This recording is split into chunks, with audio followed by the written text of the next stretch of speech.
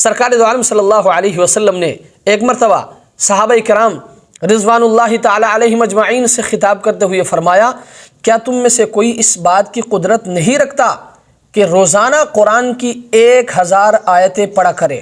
صحابہ کرام رضوان اللہ تعالی علیہم اجمعین نے عرض کیا، اے اللہ کے رسول، روزانہ 1000 آیتیں کون پڑھ سکتا ہے؟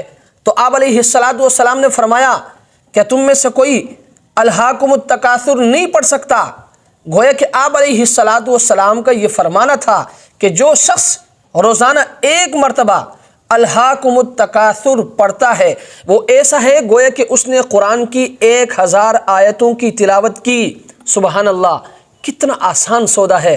قرآن کی تلاوت آپ نے ویسے بھی کرنی ہے میرے بھائی، اس کو بھی اپنے معمول میں لائے، روزانہ 1 مرتبہ الہاکم التکاثر پڑھا کرے۔ یہ ایسا ہے گویا کہ آپ نے 1000 آیتوں کی تلاوت کی۔ میرے بھائی کتنی چھوٹی سی صورت ہے، الہاکم التکاثر حتی زرتم المقابر کلا سوف تعلمون ثم کلا سوف تعلمون كلا لو تعلمون علم اليقين لترون الجحيم ثم لترونها عين اليقين ثم لتسألن يومئذ عن النعيم۔